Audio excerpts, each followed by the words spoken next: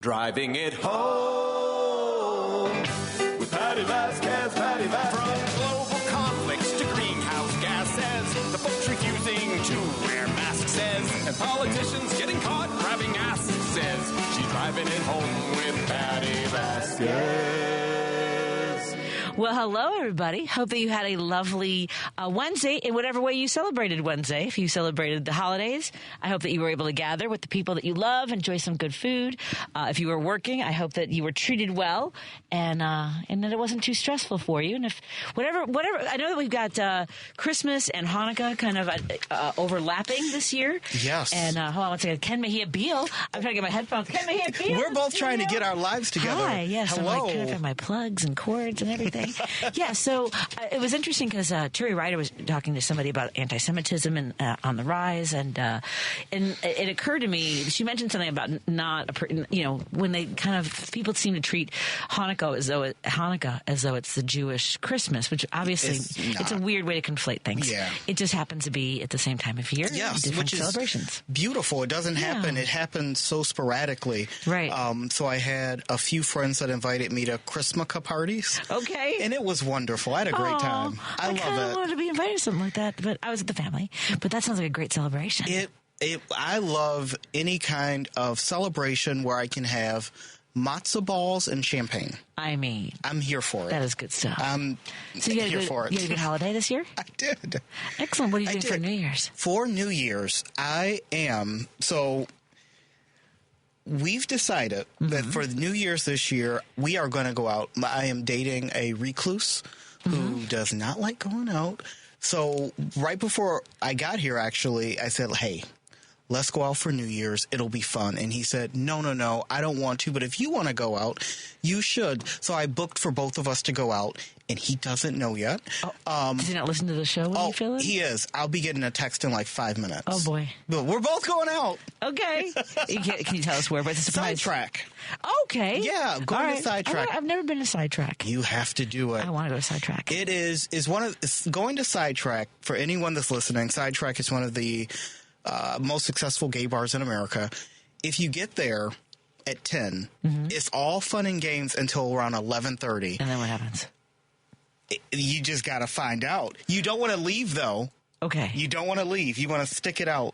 Okay. Because that's when all the fun happens. I have to go to there. You have to go to there. What about you? What am I doing? I'm going to be performing with Jerry Walsky at the Indianapolis Comedy Club. Very nice. It is called Crackers.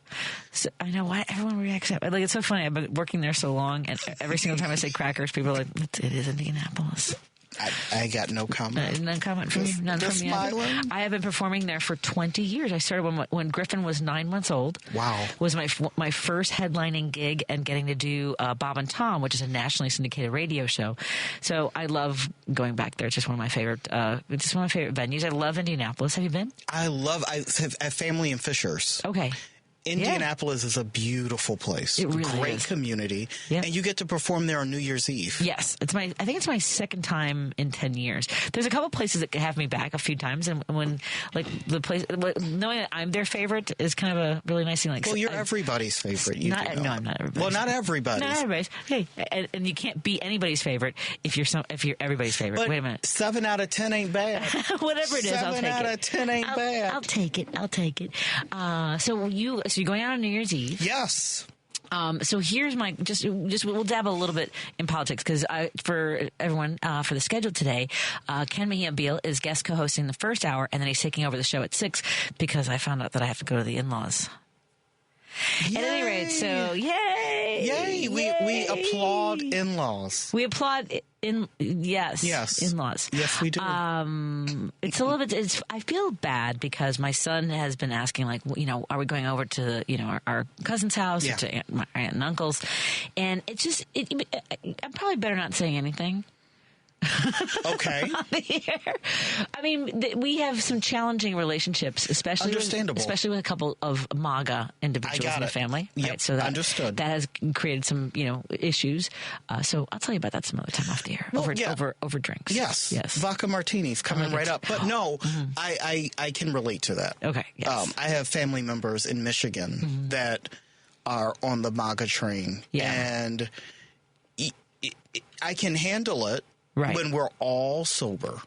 Right. But as soon as someone gets elevated, I want off the train. Yeah, I agree. And I also think because there can be this sort of pent up energy. I was thinking about the fact that because we have social media, we have Facebook, that continuously shows us more of other people that we kind of wish we didn't know. Correct. That causes for me a lot of negativity and toxicity that I try to stay away from. Well, and I think we live in a society now where we're all getting news, I'm using bunny ears, news from different sources. Right. Like some of us are getting news from like Uncle Joe and Uncle Bill. Yeah. And then some of us are getting news from reputable, journalists and news sources. Right.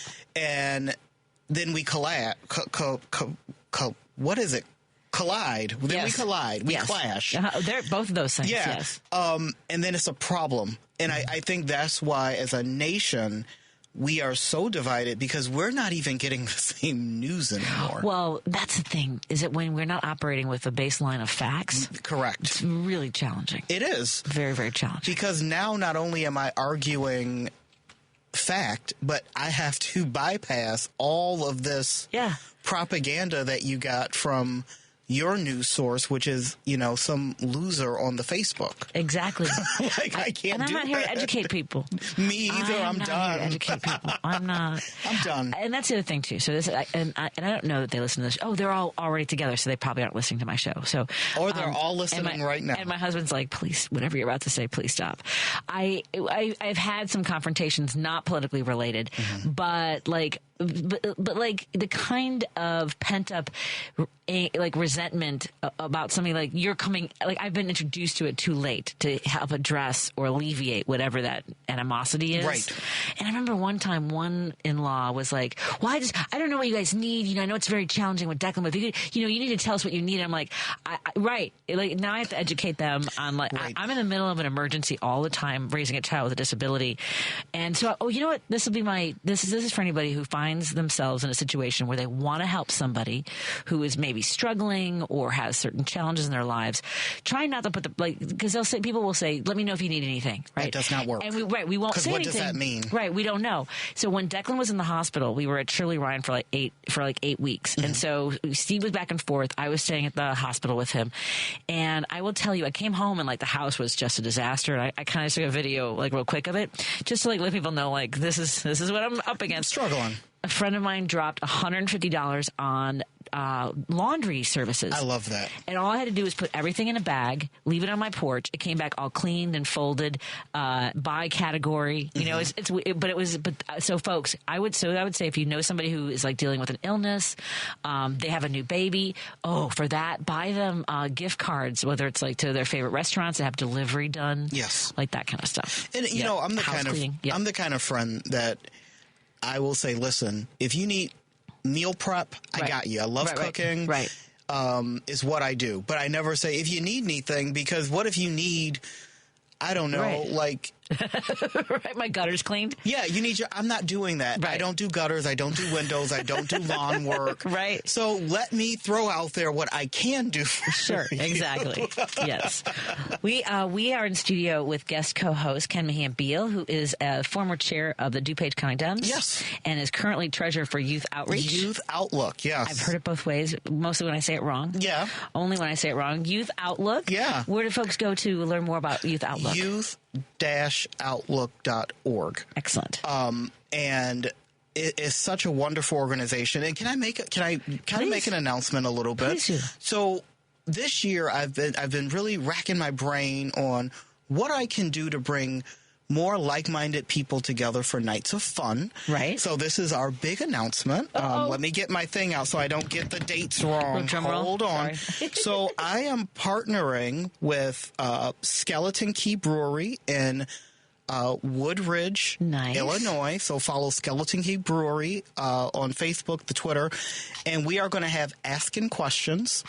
So our first trivia will be January 16th at 6:30 p.m.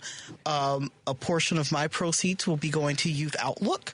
And we are going to be doing this every single month for the rest of the year, a trivia night with a special category. Our first round is going to be winter trivia, so we're going to have some winter sports and winter cities. But I wanted to create an environment where like-minded folks can get together, meet each other, and build community and have fun. So come on out to Skeleton Key Brewery January 16th. Follow online. Follow me online. It'll be fun. That'll be fantastic. Yes. And remember to remind folks in your hour as well. and whenever you would like to. Coming up in just a few moments, we're going to welcome Patrick Cortesi, chair of, am I saying his last name? Yes, you are. Cortesi, chair of the McLean County Democrats, which is the Bloomington Normal area. He's a great guy. And we've got a lot of work to do with them in the years to come as well, because we've been working a lot in Wisconsin. We're going to start splitting our time because all hands on deck for the next 4 years. We need it. And we have to keep Illinois relatively afloat. Yeah. And I think when we disregard our southern brothers and sisters in the state of Illinois, there becomes a generational disconnect. Yes. And so we have to do better at building that bridge. I think you're right. That's a good point. Yeah. And I also want to let folks know, as I mentioned, Ken Mejia-Beal will be taking over the second hour of the show. So I'm going to get to a couple texts and phone calls before I take off later. And before we bring in Patrick, Joe is celebrating his big 59. Happy birthday, Joe. Happy birthday to you. Happy birthday to you. Happy birthday to you, dear Joe. Happy birthday to you. And let's see. That's all for the text on this show. And let's get to Jim in Chicago. Jim, you're on with me and Ken Mejia-Beal. What's on your mind? Jim. Good evening, Ken. I said in my $10 to put Trump on Mount Rushmore. There's a big effort to put him out. To put him out. To put him on Mount Rushmore. I think he looked perfect up there. He's already raised I don't know how many billions for these billionaires for his library. So the most intellectually vacant person I've ever seen in my life. Intellectually vacant. I love that term, by the way, Jim. That's great. Intellectually vacant. Stealing that. Yeah, he's absolutely intellectually vacant. But another thing, the minister, some crazy minister on TV, predicted Trump would win the election because God told him that Trump would win. And then they had pictures of his wife down in some tropical area. So I mean, this is what we're going to get. This is going to be complete celebrityhood from morning, noon to night. Yeah, I've been trying to figure out how I'm going to talk about the next 4 years. But I'll tell you what I'm not going to do. I am not going to be on the air the night of the inauguration. I've decided I'm going to New Orleans. I'm just going to sit at a bar. For you. Yeah. Well, Patty, I'm going to drink absinthe. I'll be here. Yeah, good for you. I'll be here if you'll have me. We'll cry together.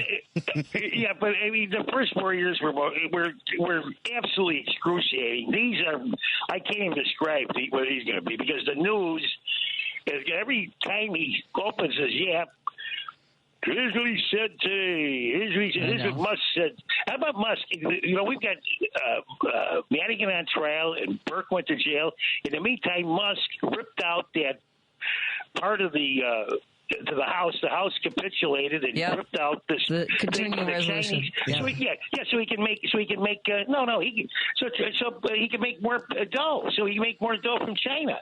Yep. He'll make a couple $1 billion from that. Plus, it puts our security in the risk. So these people are really thieves, Patty. I mean, these are real thieves. No doubt. Yeah.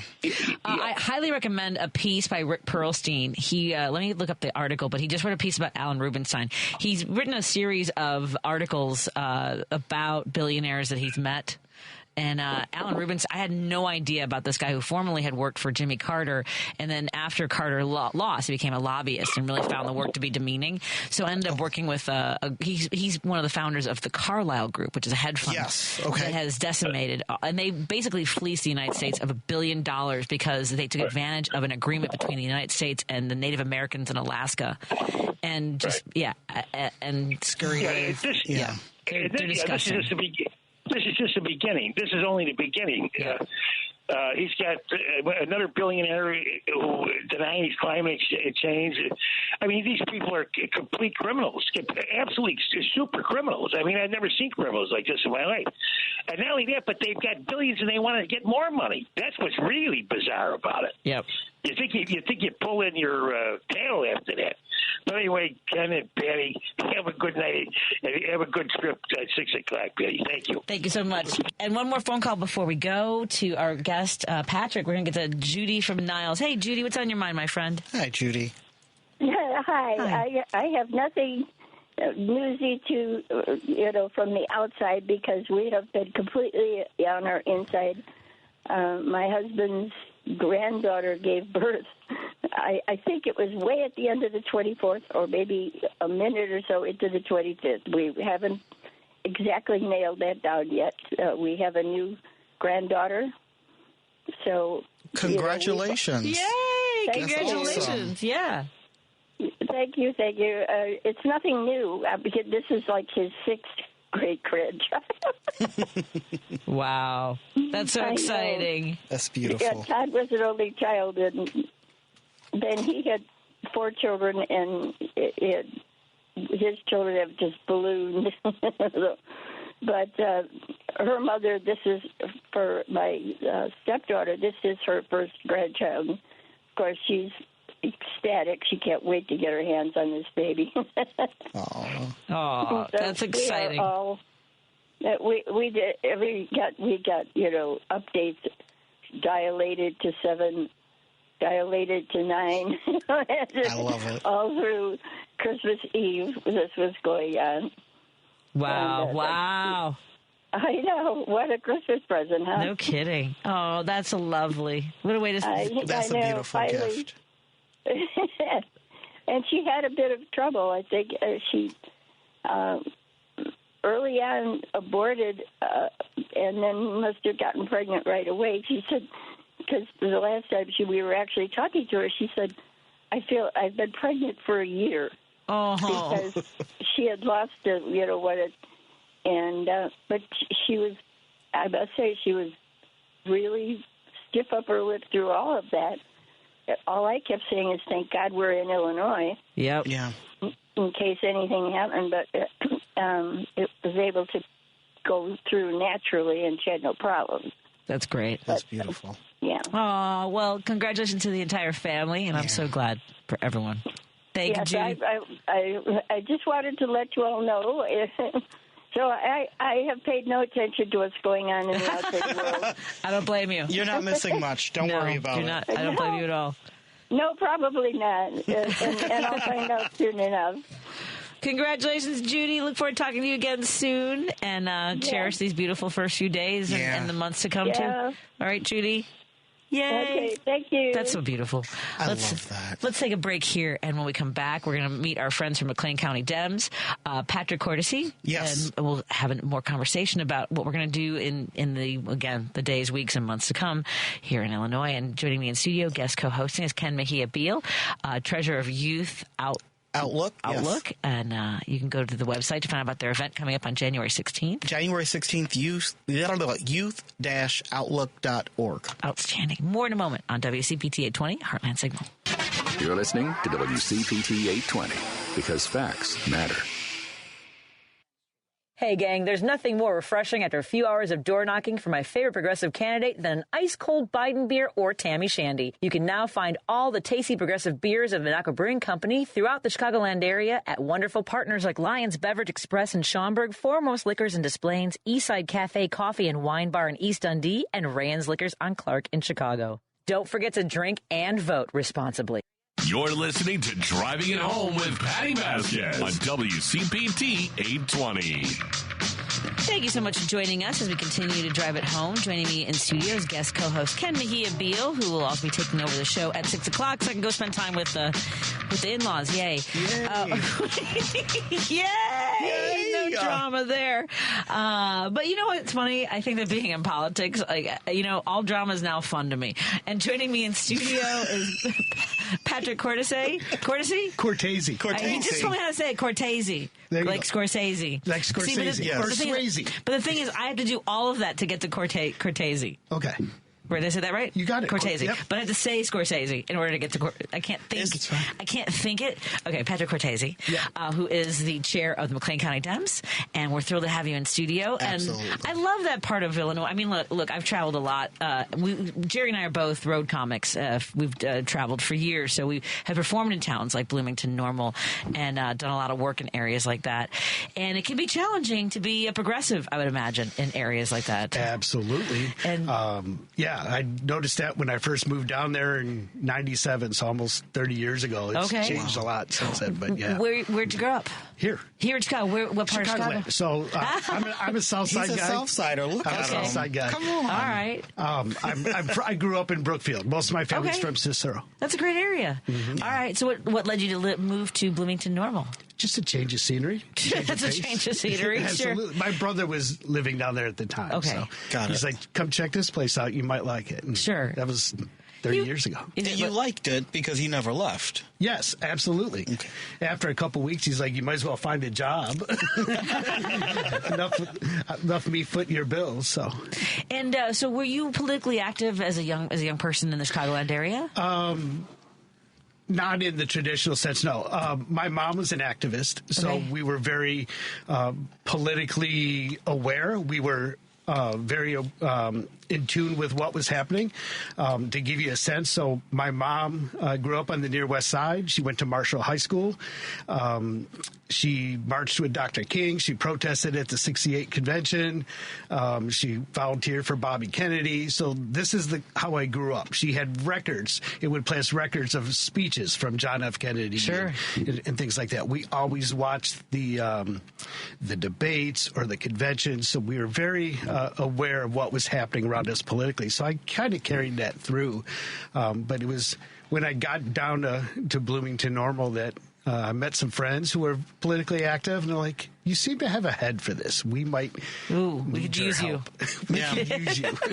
Well, for you, Ken, growing up, remind us, were you in a household where people talked about what was happening politically? So I was very fortunate. My grandmother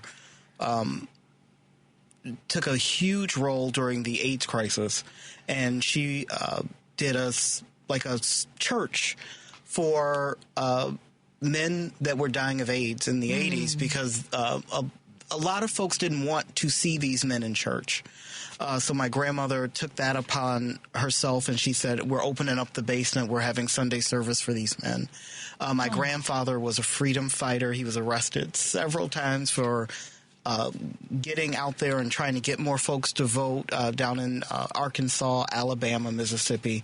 So long line of I love that you both have taken sort of this family tradition of being involved and wanting to raise, the alarm, ring the alarm bell when things are going sideways, and to be involved and engaged. And so when they asked you, would you? So was it like just kind of you were showing up at some of the events, or? Yeah, it was. I had some friends. It would have been 2015. Okay, so they were working on vetting candidates for municipal elections and wanted me to come over to a meeting and see if I recognize any names, if I might be interested in helping out get some people elected on a very hyper-local level. Right. That's how it kind of got started. That's fantastic. Okay, so you start getting involved with the organizations, and how did it go? I mean, obviously Trump won that year, but how are the municipal races that you got involved in then? They did fine. I think most of the people we were working with won their races, so it was okay, but that was a weird time in McLean County.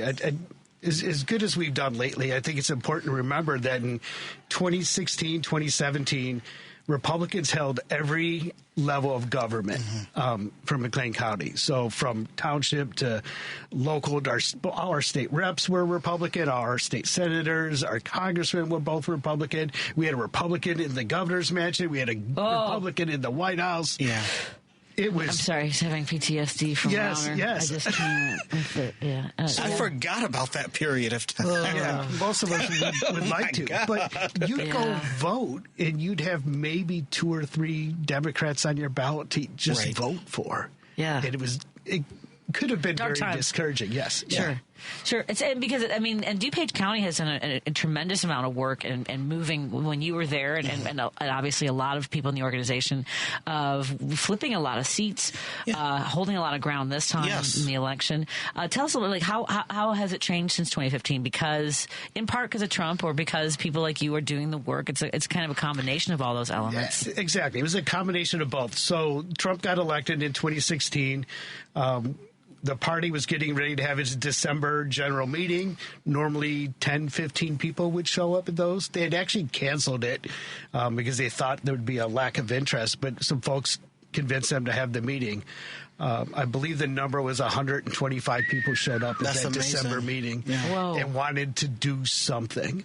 And so, Yeah, well, this is what I struggle with, because when we were going up to Wisconsin, I was talking to Kelly Gallagher. She's the Racing County Dems chair. And she was saying, before President Biden stepped aside, they were begging people to come door knocking in June and July. And the day after it was announced that Harris was, they didn't have enough room for people. What blows my mind is that people keep showing up at these events, and we've had this energy, and now we just make sure we're keeping people because it's discouraging. This last election is clearly very discouraging. So what have you seen? What are you seeing in terms of that sort of energy in this? Because we lost some ground here in Illinois when it comes to It was because we did so well in our county, and we made so much progress over the last 7 years, but especially this last cycle. So 7 years ago, we were a 15-5 minority on our county board. We have a 20-member county board. We finally elected a majority of Democrats, so we now own That's amazing. For the first time in history. What? Ever That's in McLean County. Democrats control the majority of the county board. We were able to reelect Sharon Chung as a state representative, reelect Dave Kaler as a state senator, reelect Eric Sorensen as our congressman. So it was odd. We had a really large election night watch party at a local theater venue. It's a concert place. And we had a big screen behind us with MSNBC on. Yeah. And I'm up on that stage with all these people that just won their races, talking about how awesome we did. While in the corner of my eye, I'm seeing state after state after state. Yeah. We were there. We were together. We were together. And it was kind of the same thing. It's this person won, this person won. We had folks that were running on the ballot that came to our election night party that were winning. And then top of the ticket, it was this is not happening for us tonight. But as far as a county party strategy, we also decided pretty early on that we weren't going to tie ourselves to national politics. Okay. That our focus had to be local. Because you never know what's going to happen nationally. And we found that to be really successful, that when we go out and canvass, when we go out and try and talk to folks, that we talk about local issues. When good things happen nationally, it's easy to tie them in. And like you mentioned, once Kamala became our nominee, we saw a huge surge of enthusiasm. So we brought them all in and said, this is awesome. Yes, we could use your help. Let's go walk for Kamala. And then you're also carrying lit for this county board member and the state rep and the state senator and this congressman, right? When people would come in to get their signs for Kamala Harris signs, we had a line out the door. We had 50 people in line that first day we had our signs. But our office staff did an amazing job. They made sure, cool, it's exciting. Don't forget to get your sign for your county board candidate, and so on. So we made sure we worked up and down the ballot to promote everybody. Well, let's take a break here. We're in studio with Patrick Cortesi. See, I had to say it in my head. Who is the chair for the McLean County Dems? We also have Ken Mejia-Beal, who's guest co-hosting, former chair of the DuPage County Dems, now treasurer for Youth Outlook. And they have an event coming up on January 16th that you should be a part of. Go to youth-outlook.org to find out about that event coming up at Skeleton Key. Skeleton Key Brewery, asking Ken, it's a trivia night. Yay! And it's going to be a lot of fun. That's outstanding. Well, good. I want to find out what we need to do in 2025 and beyond because we did have a little bit of a backslide in Illinois while we stayed blue. It showed us we have a lot more work to do, especially for the next gubernatorial race. More after this on WCPT 820, Heartland Signal. We're so thrilled you're here. Alexa, play WCPT. WCPT from TuneIn. You're listening to Driving It Home with Patti Vasquez on WCPT 820. Thank you so much for joining us as we continue our drive home. Joining me in studio is guest co-host Ken Mejia-Beal, former chair of the DuPage County Dems, now treasurer for Youth Outlook. You can go to youth-outlook.org for their the work they do. Yes, all the work we do and all the work we will continue to do for the LGBTQ kids. And it's the best job I've ever had in my life. I can't stress it enough. Also newly inducted into the Illinois LGBTQIA Hall of Fame. Congratulations again. That too. Yeah, woo! It's also part of your introduction. Yay! Confetti. We're also thrilled to... Confetti! That's the only audio enhancement I have for the show tonight. I'll get some more later. We're good. I'll get like a t-shirt cannon or something to shoot Insurance. At you. That would be very painful for somebody would lose an eye. Oh, that would be wise. Also joining us in the studio is Patrick Cortesi, who is the chair of the McLean County Dems, and we've been talking about his work since 2015 with McLean County Dems and how this last election season went.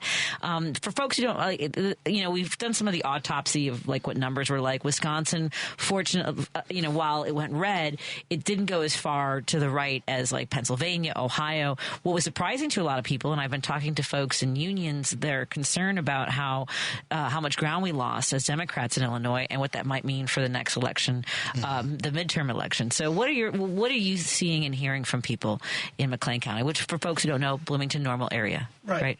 So again, because of how we chose to campaign, how we chose to run our races, we did better than most of the state. I think we were one of 5 counties that actually increased our Democratic vote share this last cycle. That's great. So there are some lessons to be learned with that. You've got to build a big coalition. You got to talk about local issues. You got to talk to people and listen to people. And you can't do it one time every 2 years. It has to be ongoing thing. You have to have a constant presence in your community. So those are some lessons learned, as well as build a huge coalition. We're so fortunate. We have a very active labor presence in McLean County. We've got them all on board and working. We've got a large LGBTQ plus presence in McLean County. They're all on board and working hard.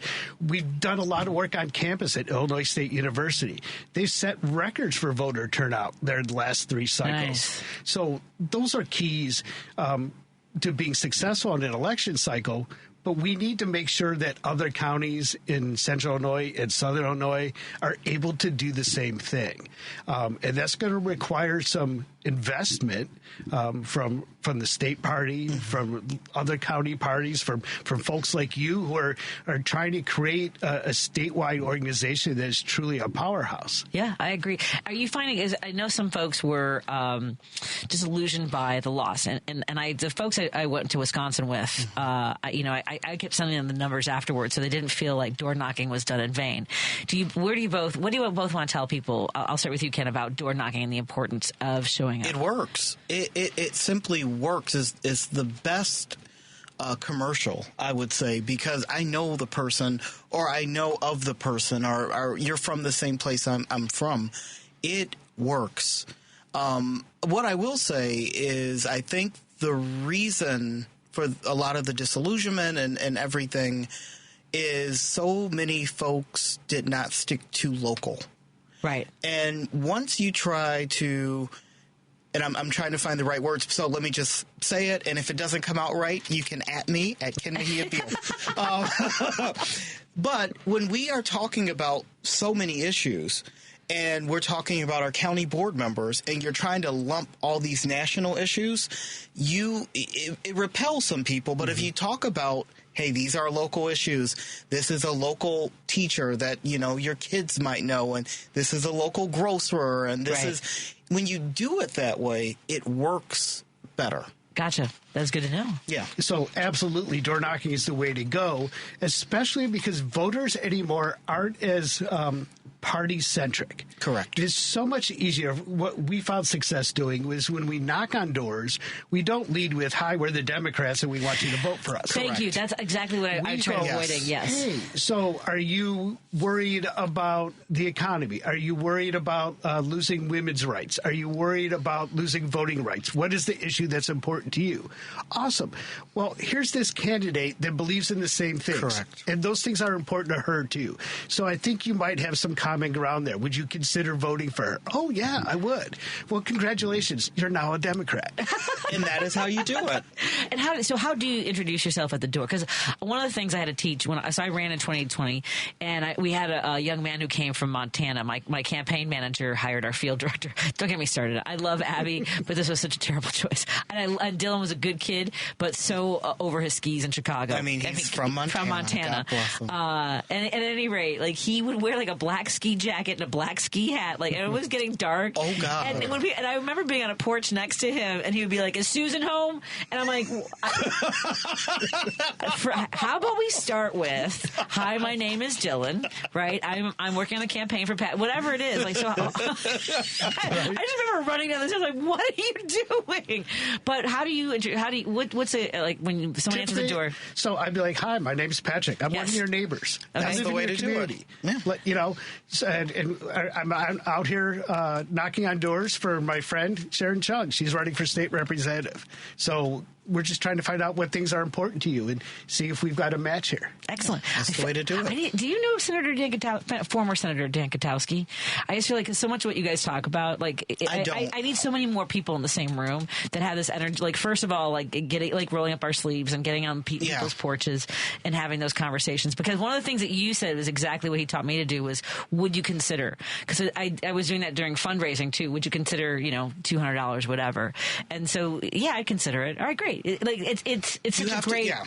It's just a wonderful way to communicate with folks. And I think what makes successful leaders like Patrick here is folks that talk and listen. Yes. And so many Democrats are so bad at listening. And it's like, I got my spiel, I have my talking points, I have my winning points, and now you're going to listen to me. And they do the whole thing, and it's like, do you know what makes this person vote or not vote? What is going on in their home? What makes them happy?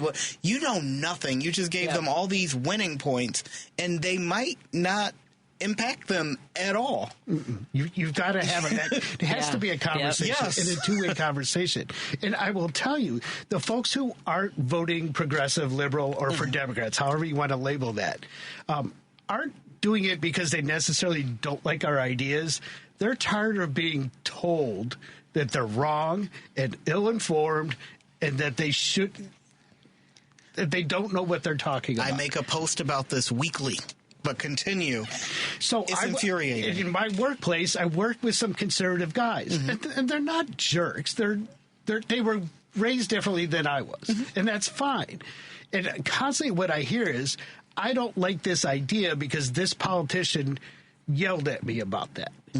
And that's enough to turn me off. So I'm not going to listen to any reasoning or explanations why that might be true.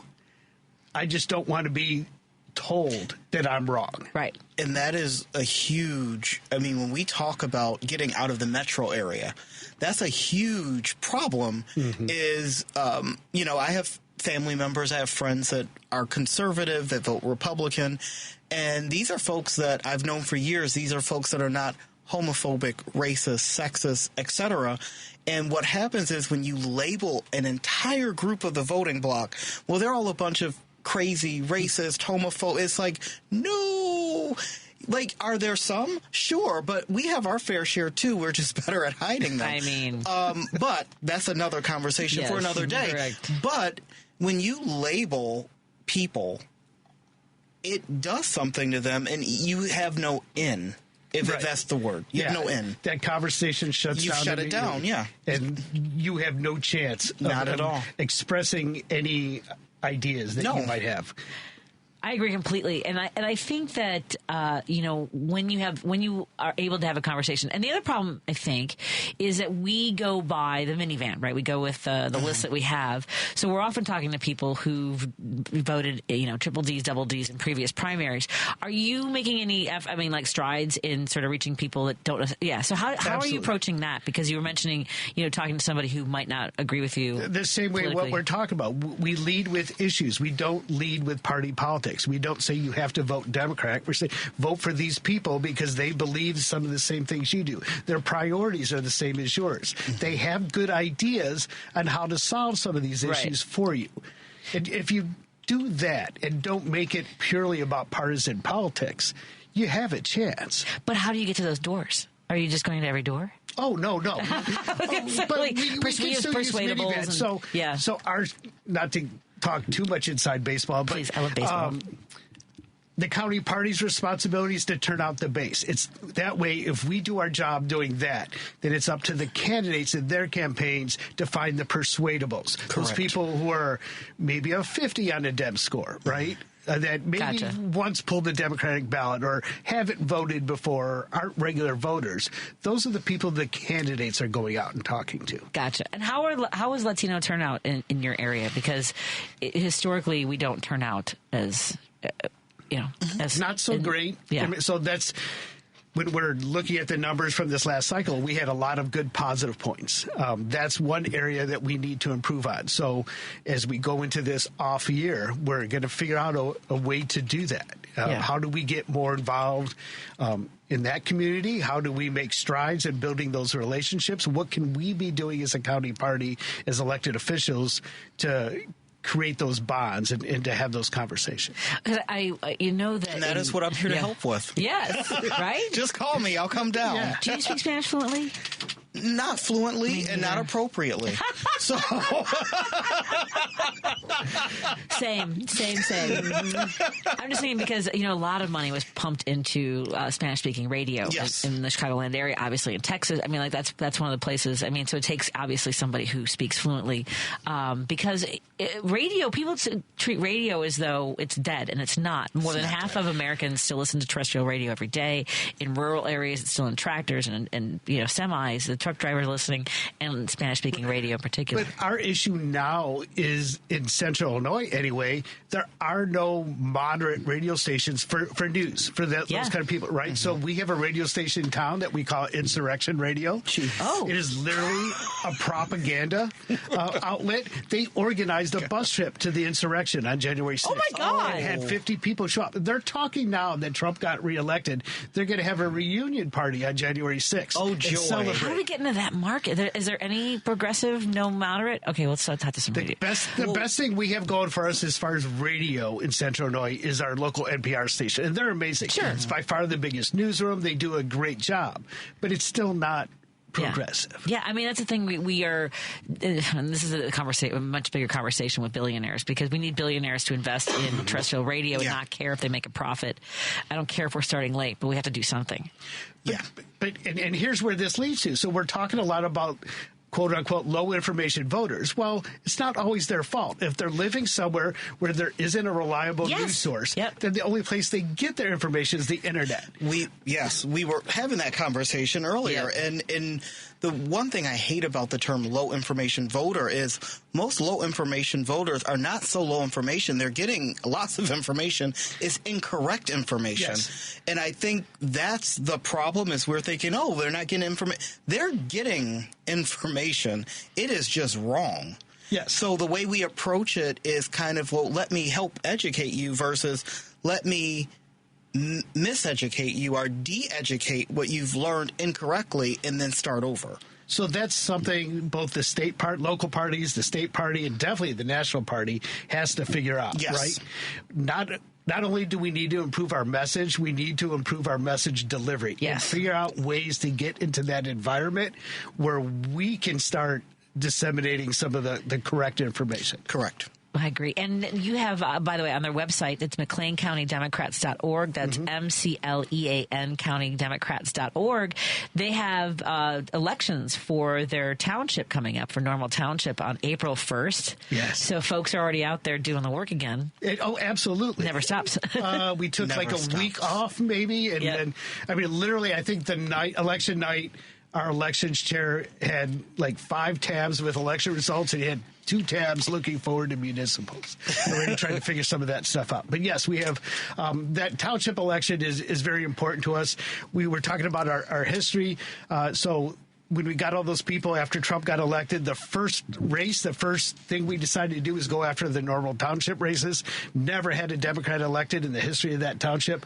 We took it over. We elected an entire slate of Democrats to the township board and haven't given it up since. So this is a point of pride for us. We now have another new slate going, and we're going to be working hard to maintain that.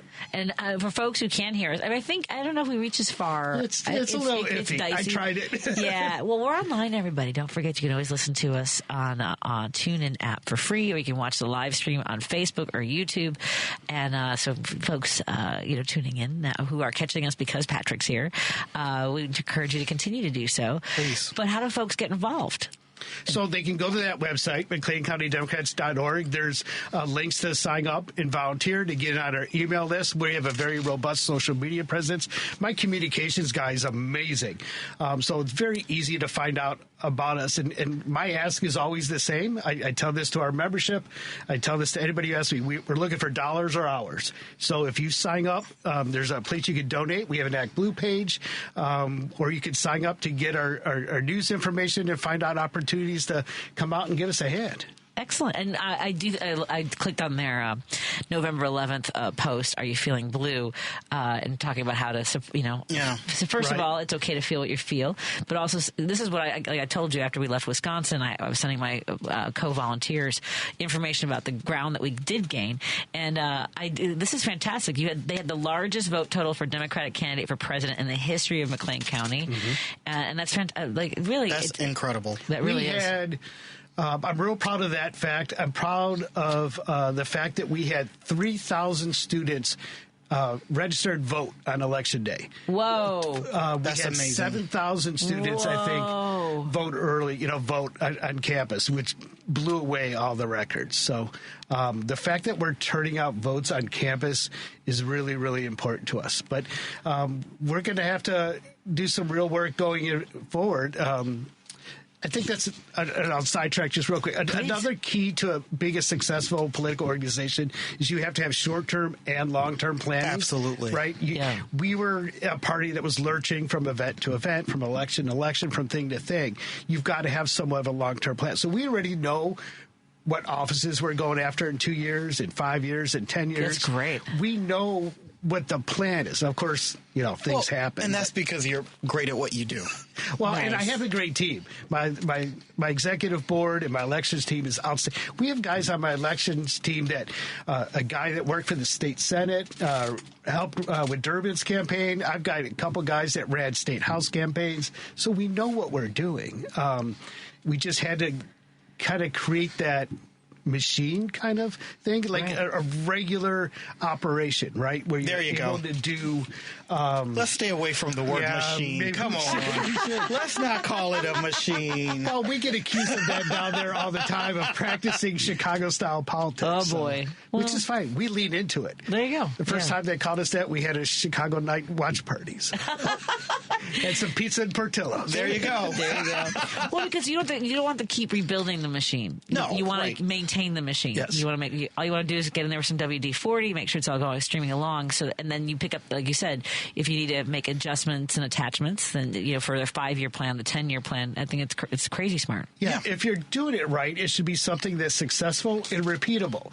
And let's be real. I mean, and Ken obviously can tell you this. None of us are going to do this forever, right? No. So I'm trying to create a program that when I decide I've had enough, the next person who steps in behind you has the plan. I can just literally hand them a folder because that's all you need to do. And say, have fun. Yeah.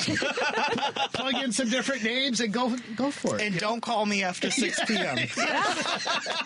There you go. Yes. Don't call. Well, this last minute we have before I turn the station over to Ken Mejia-Beal, is there anything, I know folks sometimes like have lists of things that they want to, say, or is there anything you wanted to make sure you told our audience tonight? Just how important it is to find out what your local party is doing. And there's always a way to get involved. There's always a way, whether you vote, whether you volunteer. We had such a wide variety of opportunities. We had some retirees. They would show up at headquarters every day and write out postcards. They loved it. They just sat there for a couple hours, had coffee and donuts, gossiped, and wrote out thousands and thousands and thousands of postcards. Yep. And for folks like I will tell you, like in any way you want to get involved, show up and help them, vacuum or bring them, like I said, bring donuts, all the things. So thank you so much, Patrick, Patrick, for having me. I'm so honored to be on your show, and I hope we get to do this again. Oh, absolutely. And I want to come down to you, whether it's door knocking, maybe putting together a fundraiser for you guys. Would love that. Would be a blast. And again, it's McLeanCountyDemocrats.org. That's McLeanCountyDemocrats.org. That's MCLEAN CountyDemocrats.org, which is the Bloomington Normal area. I wish you a wonderful, I know that you're going to relax a little bit and take some time to enjoy one of my favorite areas of southern Wisconsin. So enjoy that. Thank you. Are you going to a supper club at all? Yes. We'll be going to one in Delavan. Nice. Yeah. I'm a big fan of the whole area. Oh, there's some great rummage, thrift stores too. Thrift store. Yep. Excellent. We'll hit that. Again, we've been talking to Patrick Cortesi, the chair of the McLean County Dems, and Ken Mejia-Beal is taking over the station right now. It's all yours, Ken. So he's back. He's back. All right, everybody. I'm going to go hang out with the in-laws. Wish me well. Have fun. Bye, Lady B. Talk to you later. Thank you.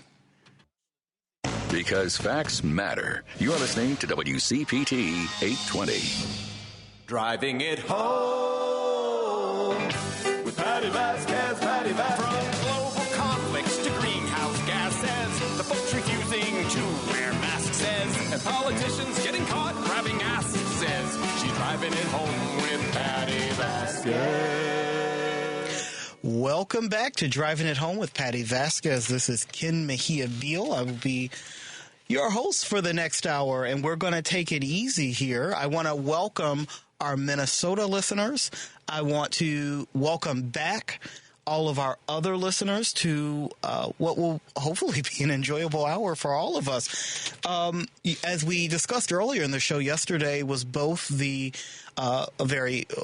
was Christmas. It was also the beginning of Hanukkah, so lots of celebration, and we want to keep the party going. I want to know how you guys are doing and what you were up to and what conversations you had around the dinner table. So please call now at 773-763-WCPT.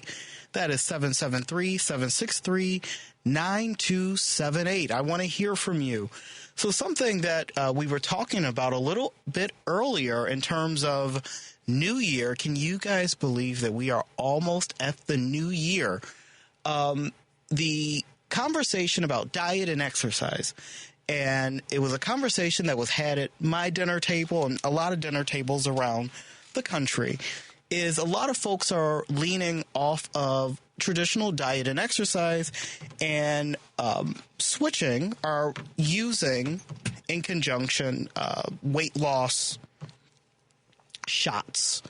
So a couple of things that I found interesting, and I'm pulling up my research here, kind of shocked me, is that 6 out of every 10 gym goers, active gym goers now, is on some form of shot, whether that be Ozempic, Mounjaro, trizipatide, or semaglutide. So the weight loss trend is definitely picking up. So if you are someone that partakes in this, I'd love to hear from you, get your opinion. Are you afraid of the side effects? What are the side effects? Let's talk about it. And I want to welcome, again, Minnesota, KTNF AM 950 and WCPT 820 on the Heartland Signal. The next hour, I really want to talk about the new year, what we're looking forward to, what we're not looking forward to. Something that we are all waiting for is January 20th. That is when Donald Trump will be sworn into office for his historic term. No other presidential candidate in history has ever lost and come back and won. So it is going to be history making. I know how I'm feeling about it. I'm feeling not happy. But this is where I'm optimistic. So, and I want all of us to collectively close our eyes and think of where we were after he won the first time. We're probably going through those same emotions again, but look at how great the next 2 years after we were able to overturn Congress. What I want folks to focus on is not giving up hope and focusing on the fact that we have to build on the momentum. And that's kind of a problem that we as liberals have had for a long time, is we win and we're happy. And I was talking to a friend of mine a couple of weeks ago, and she said, Ken, you're in politics. Can you explain something to me? And I said, sure, what is it? She goes, why are conservatives always unhappy? And I said, what do you mean? She goes, when they win, they're angry. When they lose, they're angry. What is it? And I said, well, maybe we as liberals should take some of that anger and just carry it with us a little bit. Maybe we get a little too happy too easily. But there is something to say. I think conservative folks hold on to a lot of anger. And as something my therapist would say, there is no such thing as anger. So underneath a lot of conservative anger, I think there's a lot of fear. And what that fear is a lot of different fears. It's a lot of different stuffs going on. But we as liberals have to tap into that. We have made so many strides, so many gains, so much. We have to tap into, I don't want to tap into fear, but we have to tap into our hope, and we have to carry it. And we have to turn our hope into something energetic, energize, propel it, and move forward with it. So whatever we can do, if you guys have any ideas of what we can do to take that energy, propel it, give me a call at 773-763-WCPT. That's 773-763-9278. I want to welcome Steve. Steve, you're on the air with Ken Mejia-Beal. How's it going, Steve? Well, I'm fearing January 20th, but other than that, going pretty well. Good. I hate to be a big history nerd, but Grover Cleveland was also elected to 2 non-consecutive terms. Really? Yeah. Okay. Well, you know what, Steve? I appreciate you calling. I did not know that. I thought I was born in the 80s, and I'm a product of our... No excuse. Come on, Steve. No, it's the holiday season. Well, thank you. I will never make that mistake again, Steve. Thank you for calling. Good to hear. Have a great... You too. There you go. And Ken does not know everything. But what I do know, I know. I think we're double checking that just to make sure. So in other news, pulling up my fact check here. Also happening in the news, we are being told a lot of what Trump has vowed to do on day one. And a lot of those promises include closing the U.S.-Mexico border, pardoning Capitol rioters. Those are the top 2 on the agenda list. And when we talk about closing the U.S.-Mexico border, for me, this is a conversation that transitions into immigration. And what Trump has vowed to do, and I don't have the exact number, is he wants to deport so many people that are in this country. And regardless of where you stand on the topic of immigration, what kind of scares me a little bit is I am always afraid when we galvanize and utilize our military, our law enforcement to turn on people. As it usually doesn't go well, and it screams of dictatorship. And I'm horrified about that. I am terrified of what happens to so many law-abiding citizens that are in this country. And we have to really... There was something I saw this weekend. I highly recommend it. If you have Amazon Prime, there's an episode of The Twilight Zone there, and I won't give it all away, but it's about a person who is unaware that they are not in our dimension legally, and they are deported, so to speak. And it was a very interesting story, because when we talk about immigration, the people that we tend to overlook are the folks that have been in this country their whole entire life. To my knowledge, I was born in a hospital in Arkansas, but let's say I wasn't. And one day I am sent somewhere. That is very traumatizing. It is very traumatic, and it's not who we are as a nation. It is not who we are as Americans. It is not what we're built on. So my ask for everyone listening is, as we prepare to celebrate the new year and we prepare to celebrate, we also have to prepare for what are we going to do, not just to help ourselves, but to help our friends and family and neighbors and the most vulnerable amongst us. Because as we've saw from the last 4 years, the last Trump administration, the most damage that is done is usually to those that are already disenfranchised. So we're talking our immigrant communities, we're talking our communities of color, our already disenfranchised communities. So I also want to hear what we are collectively planning to do to help our neighbors, what we're planning to do to uplift, and what are we planning to do for the midterms, because that will be here before we know it. We also have municipals right around the corner. What are we doing to make sure that we are getting out our voters? And that is going to be something that proves to make or break us in the next 2 years, is we are coming from behind, and we must win back the trust of our voters. And I'm getting document on Grover Cleveland. So Grover Cleveland was the first person to... So thank you, Steve. Not that I did not believe you, but you taught us something that we did not know. And that is why this program is here, so that we can learn. And I'm also happy that I said that out loud. So now if I'm ever memed or made fun of, that's going to be the video of me saying that.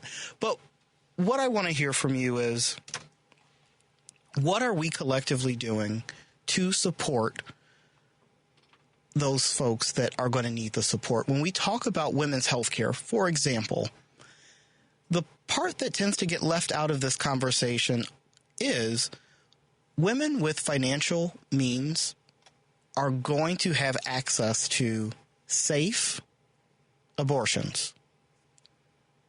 It is going to be the women that are disenfranchised that are going to suffer the worst. When we talk about these huge immigration policies, what we have to remember is America is one of the greatest countries in the world, ... Mistakes are made.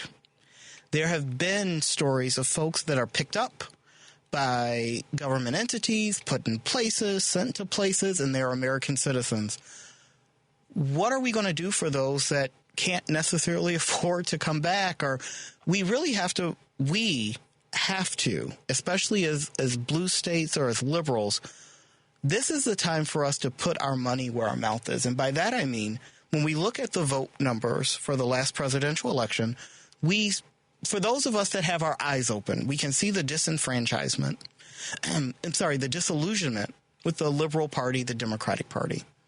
And a lot of that disillusionment is based on I believe it was a Political article, our inability to actually get things done. I don't know if that was the exact way they put it, but it is something that a lot of our non-voters are talking about, is Democrats do not have the ability to get things done. What I encourage everyone to do, especially over these next 2 years, is we have to show those folks that don't think we can get things done, we have to get things done. And that starts with getting things done with our disenfranchised communities. We have a lot of work to do. And I want to talk to you when we come back from break. We are going to go to break, but when we get back, I want to talk to you. 773-763-WCPT. I'll be back in a second. Hey, Google, play WCPT. Streaming Chicago's progressive talk from TuneIn. Patti Vasquez is taking your calls now at 773-763-9278. Driving it home with Patti Vasquez now on WCPT 820. Welcome back. My name is Ken Mejia-Beal, and I am checking in. Patti had to leave early. She's out with the in-laws, having the best night ever, hopefully. And I am here. So something I want to talk to you about really quick and invite you to, if you're in Illinois. I have long wanted to connect like-minded folks in one space to have a good time and get to meet each other. And thanks to Skeleton Key Brewery, I am allowed to do that. So January 16th, Asking Questions, and that's ASKEN, that's my name, Ken. We are hosting our first trivia night at Skeleton Key Brewery. So please follow Skeleton Key Brewery on Facebook, Instagram, and make room to come to trivia on Thursday, January 16th. Our team sign up begins at 6:30 p.m., and a portion of my proceeds will be going to Youth Outlook, and you can check out Youth Outlook at youth-outlook.org. We are an organization that provides stability, security, and sanity to LGBTQ youth and their families. So January 16th, is going to be our winter trivia, so all the questions will be about winter.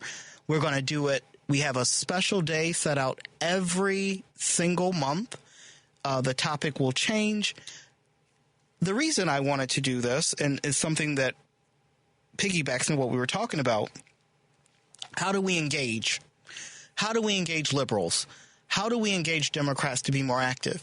And I believe the way to do that is to have a community and build community. Let's be honest. How many of us want to sit and go to our local city council meeting? A few of us do, and I applaud those of you that make it to those city council meetings. But most of us want to be politically active, be politically engaged, but we also want to have fun. We have jobs, we have kids, we have lives. So that is why I believe the best way for liberals to get together is to not always plug into our political stuff. Is to get involved in trivia nights, get involved in line dancing, get involved in whatever we get involved in. I will not be starting line dancing in 2025. We're going to look forward to that in 2026. I would like to start line dancing with you and talking about politics. But in 2025, January 16th, come on over for trivia, Skeleton Key Brewery. Come for the trivia. Stay for the camaraderie. Let's build community together. Why is it so hard for we as left-leaning liberals, Democrats to build community? And that is a question that I've asked millions of times, and I finally think I have the answer. I think it's because we are such a multi-layered group of people. We're not all going in the same direction. Some of us really care about the environment a whole lot, and that's our thing. And some of us really care about equal wages and equity and social justice, and that's our thing. What I love about being a Democrat, being a left-leaning person, is that we should all be able to get together have a good time, focus on the things that bring us together, and not argue about the things that pull us apart. But typically, that doesn't happen in political settings, which is why we have to find ways to build community. We have to find ways to unite. And more importantly, we have to find ways to support each other. And that is one of the biggest takeaways. It should be one of the biggest takeaways of the last election, is so many, especially marginalized folks of color, especially men of color, feel disattached from the Democratic Party. We have to do better at bringing folks in. And it's not just about saying, okay, we're Democrats and we want to keep the folks we have. I think where the Republicans might have edged us a little bit is they found a way to bring in new people. And I was talking to a friend of mine named Greg. Hello, Greg. Hope he's listening. Good friend Greg Harris. And there were a group of about 5 or 6, 4 young black men under the age of 30 and 1 Latino gentleman. And they were all leaving a Charlie Kirk event. And these are young men of color. And I thought to myself, well, that's a shame. But then I thought to myself, I have not seen young men leaving a Democratic event so jubilantly, so joyously in a long time. And maybe it's because we're not doing a good job of inviting them. So we gotta get our people back. We have to get the ground. And one of the talking points that I hear, and it makes me cringe a little bit, is we have so many liberal talking heads that are going, well, Trump didn't win by the amount that he proclaimed he won. So I like to remind everyone, we have a word for folks that win by 1 vote. They're called winners. So it doesn't matter if Trump won by millions or if he won by 1. The point is he won. So instead of having these conversations and these think tanks about how much he won by or how much he didn't win, I think as liberals, we have to sit down, realize he won. Somehow, the Republican Party has picked up the working class voter. We got to get him back. And that starts with reaching out to the working class voters. We had a guest a couple of months ago. His name's Paul Aguilera, and he said, what we have to do as liberals is we have to start speaking to people that we don't agree with. And that is one of the biggest problems that we as liberals have. We have a hard time holding our own accountable. I could have a whole hour show about holding our own accountable. We also have a hard time accepting imperfection. We have a hard time owning things that we have not done so well on. And I know we have another break coming, but we're going to talk more about that when we get back. Feel free to join the conversation. Call now at 773-763-WCPT. That's 773-763-9278. I'll be back. WCPT 820, Chicago's progressive talk, where facts matter.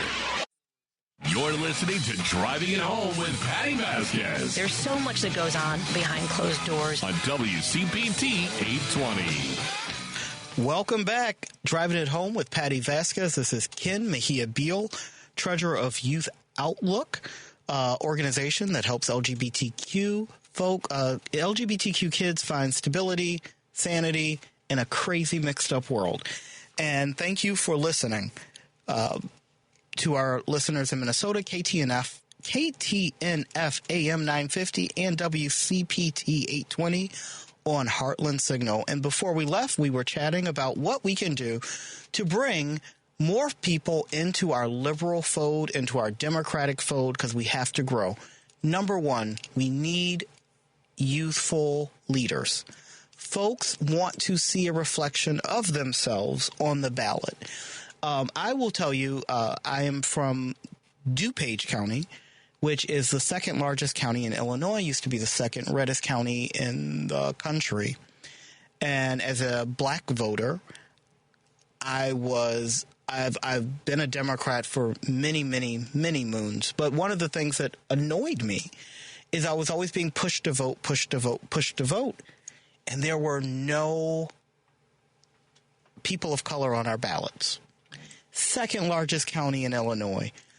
And I will vote for Democrats, but yeah, where's my reflection? So I say this to say, when we talk about how we grow the party, we have to start allowing different kinds of people to run for office. And by that, I mean, I don't think there's anything wrong with having more people under the age of 75 running for office. I think it'd be great. I think it'd be great to have people in their 20s running for office. We have to start allowing more folks of color to run for office. We have to start allowing more LGBTQ folks to run for office openly. And I want to stress there is a difference between saying we want LGBTQ people to run and saying we want LGBTQ people to run openly and unapologetically. We want more elected officials that reflect our values. And that's something that, you know, I won't throw anyone under the bus because we are so close to January 1st, and I've been on the nice list all month. But I've been to so many Democratic events in racially diverse, socioeconomically diverse communities, and you walk into the room and there's no reflection. You walk into the room and everyone is 75 and socioeconomically upward and white, which is totally cool. But when we're talking about building, you have to take a step back and say, okay, what are we not doing right? We have to get more young people involved, and we have to put young people in the front of the room. We have to. And I have a friend of mine. He's on one of our school boards. His name is Christopher Espinoza. He's one of the most brilliant young people I've ever met. He's a young Latino man in Downers Grove, Illinois. So when you see him on your ballot, please vote for Christopher Espinoza. Great guy. And even he has had problems where folks don't take him seriously because he's young or because he's Latino. And it's like, but he is the future. He is the future. We need more folks like him. I used to be the future, and now I'm not. But we need more folks like me. We need more folks that can talk to different communities. And that is where the Democratic Party will build. We can't lose any more voters, sweet Jesus. We cannot lose. But we have to build. We have to start reaching out, and we have to start listening more and lecturing less. One of my favorite humans in the world, Judge Judy, and trust me, I don't agree with her 100% of the time, so don't at me. I get it. Trust me, I get it. But one of the things that she says quite often is God gave us 2 ears and 1 mouth for a reason. Use the ears more than we use the mouth. So that is how we have to grow the party, and we have to start doing it today. We have to start doing it today. So get those young people in there. Get those folks of color in there. And for the love of God, do not tokenize these people. Let's utilize them for their skill sets. And that is how we grow. One of the best campaigns I've ever seen in my life, it was an unknown congressional candidate. She was a breath of fresh air. I had never met anyone like her, and her name is Lauren Underwood. Yeah. And I had never seen anyone as dynamic as her.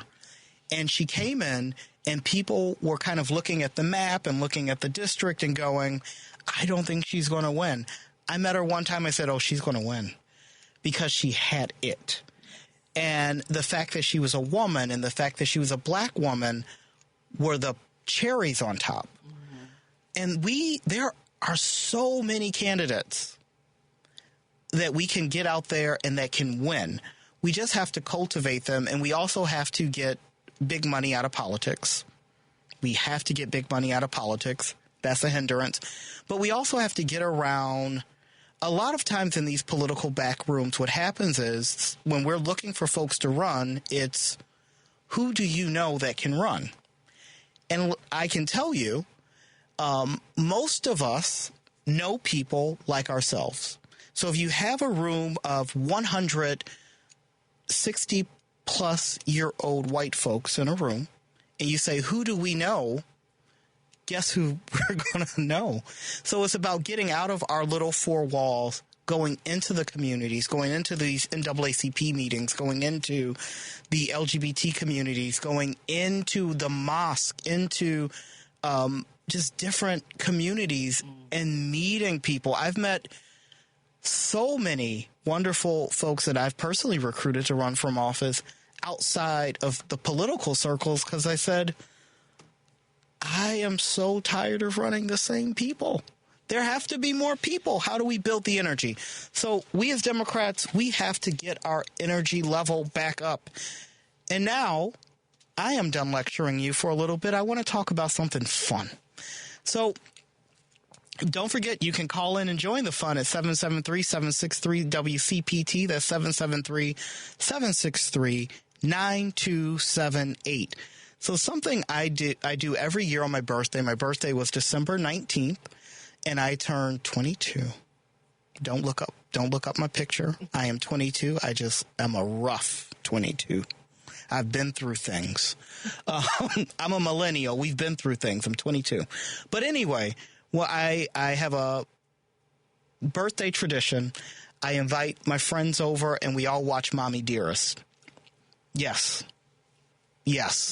We watch Mommy Dearest. If you've never seen it, do it. But this year, we're all watching Mommy Dearest, and something struck me, and it never struck me before. But I thought, why are we not making great biographies anymore? And it's kind of funny with a lot of the biographical movies being made now, the person is a part of the movie. And it's something I sat back and I thought about is if a movie were being made of me starring Sterling K. Brown, because he's the only person I want to portray me because he's awesome, would I want the negative stuff of my life out there? And the answer to that is absolutely not. And there's something I think that we've lost along the way when we include the person we're talking about, we're memorializing on film in the movie. Because Mommy Dearest, I feel like it was honest, it was brutal, and it was not positive. I highly doubt that Joan Crawford would have liked the way she was presented, but I found it to be very honest. And I recently saw the Bob Dylan movie, and it was good, ... But I get a feeling that Bob Dylan was a part of the behind the scenes of it, because there were certain, I just believe in any of our lives. I think all of our lives are like a book. And there's going to be certain chapters where you're a hero, and certain chapters where you're a villain, and certain chapters where you're a victim, and certain chapters where you're just the character in the background. If you are the hero in every single chapter of your book, something is wrong with your book. Because I can tell you, my book, between the ages of 18 and 24, I am probably the biggest villain on the planet. I was selfish. I was reckless. I hadn't quite mastered words yet. And I didn't know very much. But the worst part about being between the ages of 18 and 24 is I thought I knew everything. But that was one of the things I thought about while I was watching Mommy Dearest with my friends is we need more real biographies that really showcase the pros and the negatives of humanity. Because I think that's the beautiful part of being human is we're flawed. We are not perfect. We make mistakes.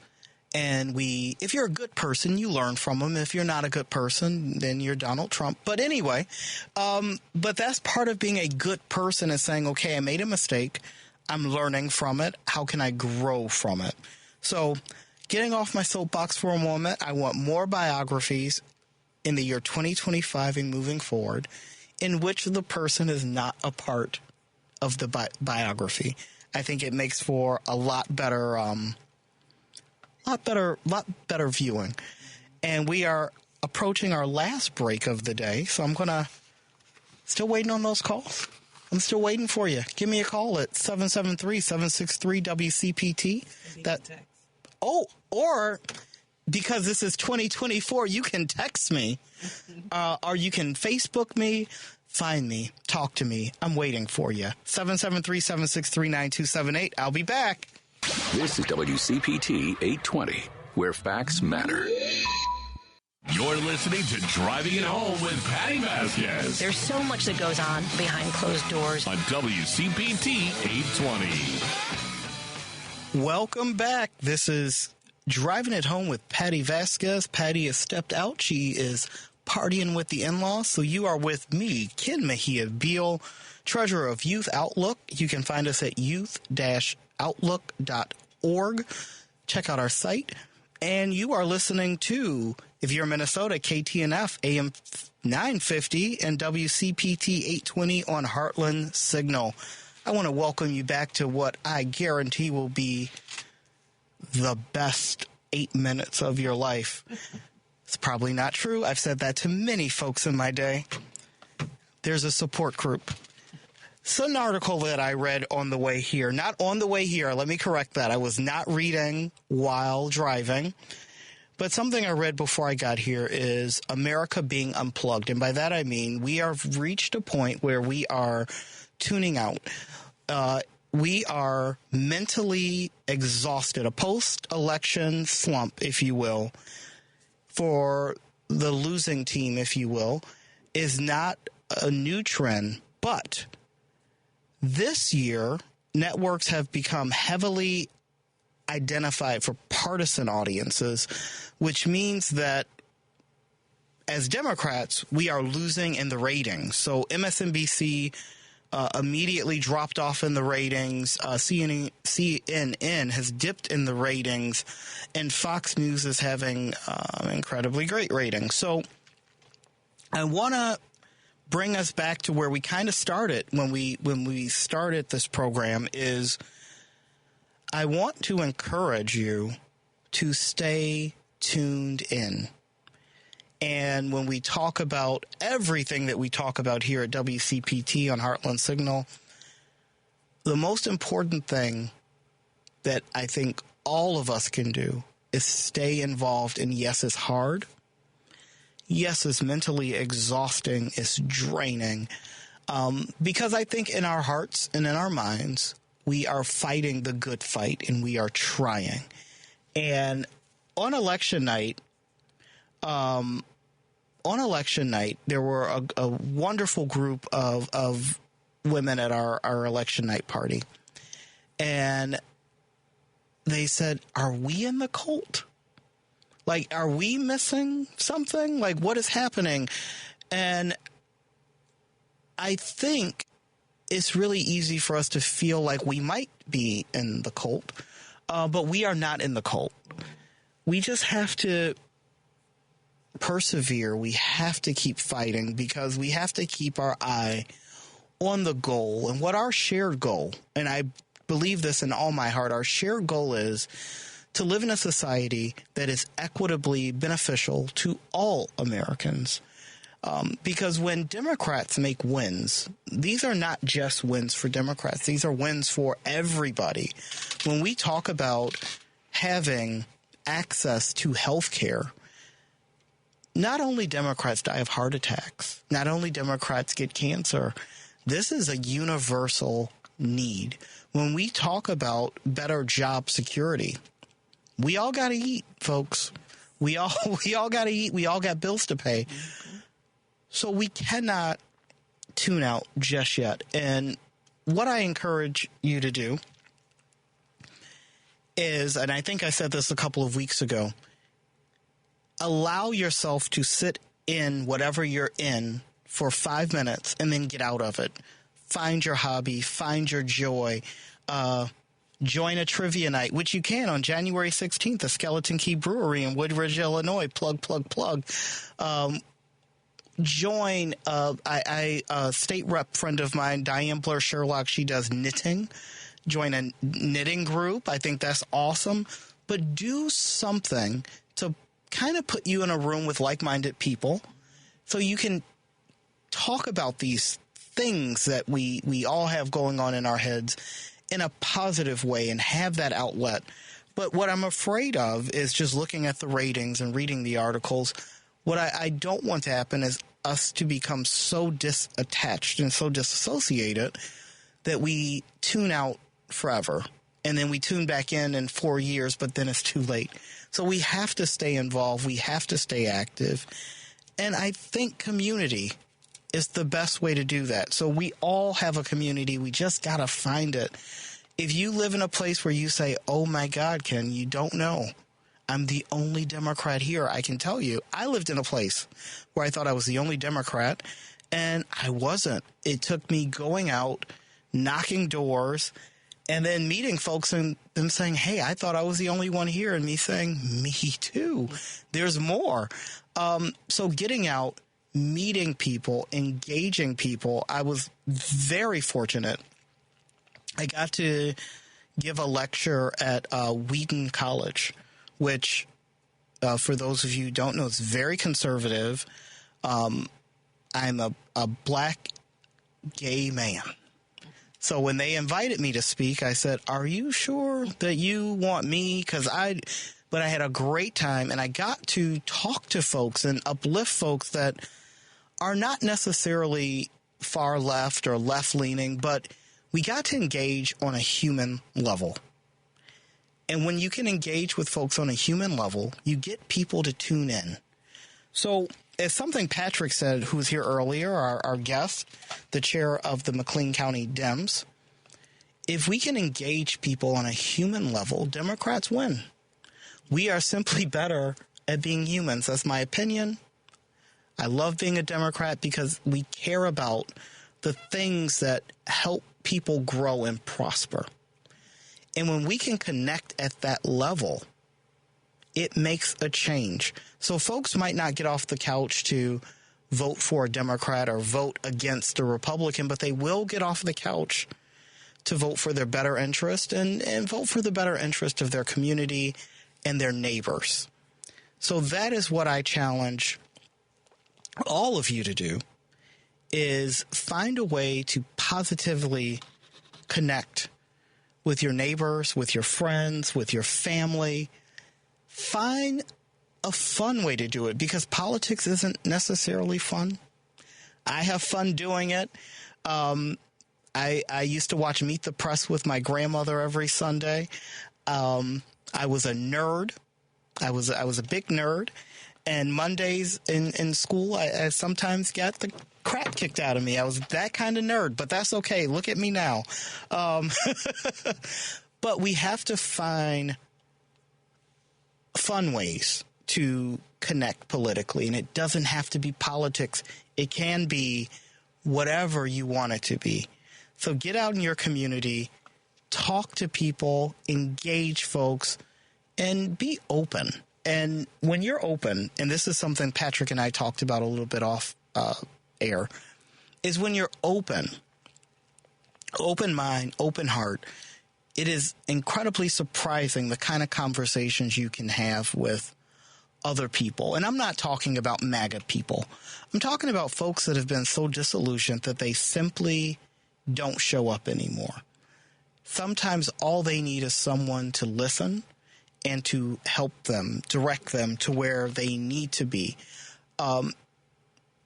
Some folks simply don't know who's on the ballot, when they're on the ballot, what's the ballot. You know, we have elections coming up in April. So many folks don't know about that. We have elections coming up in 2 years. So those of us that are tuned in, and I know that you're tuned in because you're listening to my voice right now, we are the front line. When we ask who is going to save democracy, you are. I am. We are going to save democracy. And we're going to do it one day at a time, We're going to do it one voice at a time. We're going to keep our ears open, our hearts open, our minds open, our pocketbooks as open as humanly possible. I'm not rich, but, donate when you can. And what you can't donate in dollars, donate in time. And always remember to keep following WCPT on Twitter and Blue Sky and Facebook and all that other great stuff. Follow your favorite elected officials that are doing good in your area. Share their stuff. And your friends and family that aren't as politically tuned in will see it and see the great things and be inspired to vote. But we cannot tune out just yet. And on that note, I must let you go. Oh, I still got time. Thank God. But I do want you to tune in tomorrow. We are going to have a great show. The host tomorrow will be Paul Shivari. Paul Shivari, who is a great guy. Yeah. I'm excited to tune in. It's a Friday. He's going to take us into the weekend. He has a great show planned, and you're going to love it. And I'm going to be tuned in. And what I also want you to do this weekend, take some time, do something for you. Do a little something for you as I talk about tuning in. And you can't tune in if your battery is on empty. So do something to charge yourself. Go buy yourself a wonderful candle. That's what I'm doing this weekend, taking a nice bubble bath. If your thing is having a nice glass of wine, hanging out with friends, do whatever allows you to recharge and gives you happiness and stability, because a happy person is a passionate person. So if you can keep that happy and keep that passion, keep going, that is also how we take back democracy. There's so many ways we can win, folks. We just have to stay optimistic, positive, and uplifting, and try to take that uplifting spirit and pass it on. And I want to thank everyone for chatting in. I'm reading the Facebook stuff now. Thank you for listening. Greatly appreciate it. Thank you for staying tuned in. And I mean that from the bottom of my heart. And try to get your friends to tune in. And when I say tune in, I don't mean just to this program. I mean tuned into our world around us. It is changing. It is scary. It is beautiful. But we are on the verge of something different. Thank you for listening. Ken Mejia-Beal. Have a wonderful evening.